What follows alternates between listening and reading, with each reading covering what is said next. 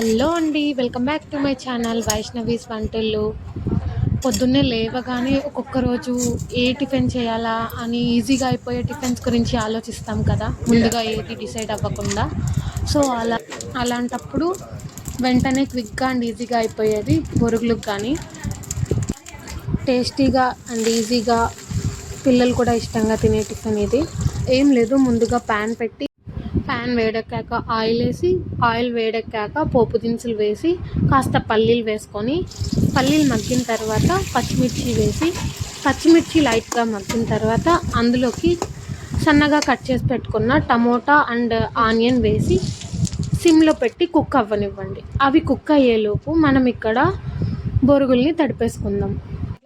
ఇలా ఒక పెద్ద బౌల్ తీసుకొని అందులోకి బొరుగుల్ని క్లీన్ చేసుకొని వేసుకోండి. అక్కడక్కడ బొరుగుల్లో పుల్లలు ఉంటాయి, సో అవి తీసేసి ఇలా ఒక బౌల్లోకి బొరుగులన్నీ తీసుకొని దానిలోకి వాటర్ వేసుకొని బాగా తడిపేసి ఇలా ఒత్తుతూ పక్కకు తీసేసేయండి. ఒక ప్లేట్లోకి పెట్టుకోండి.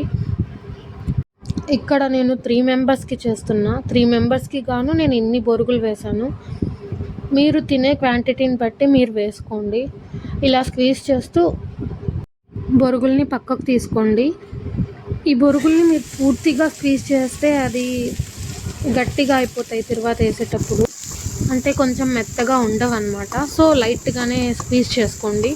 మరీ ఫుల్గా ప్రెస్ చేసేసి పెట్టారంటే సరిగా ఉండవు. ఇలా తర్వాత మగ్గిపోతుంది. మగ్గిన తర్వాత ఆనియన్స్, టమోటాస్ అన్నీ బాగా మగ్గిపోయిన తర్వాత అందులోకి చిటికెడు పసుపు, కారంకి తగ్గట్టు కొంచెం సాల్ట్ వేసుకొని బాగా కలుపుకోండి. అలాగే దీనిలోకి ఒక మీడియం సైజ్ నిమ్మకాయ రసాన్ని ఇందులోకి పిండేయండి. ఒక ఉప్పు ఇందులోకి పిండి బొరుగులు వేసేసి తర్వాత బొరుగుల పైన ఇంకొక ఉప్పు నిమ్మరసాన్ని పిండండి. ఇలా చేస్తే బొరుగులకి ప్లస్ తిరువాతకి రెండిటికి పులుపు అనేది పడుతుంది. లాస్ట్లో కొంచెం కొత్తిమీర చల్లుకొని బొరుగుల్ని కలిపేసుకుంటే బొరుగులకు కానీ రెడీ. ఈ బొరుగులు కొంచెం పచ్చివాసన పోవడానికి మేము 5 మినిట్స్ సిమ్లో పెట్టేస్తాం ప్లేట్ మూసి. 5 మినిట్స్ తర్వాత దీన్ని ఇలా కలబెట్టుకొని ప్లేట్లోకి తీసుకొని సర్వ్ చేసుకుంటే tasty and easy breakfast ready. ఈ వీడియో మీకు నచ్చినట్లయితే please do like, share and subscribe. Thanks for watching.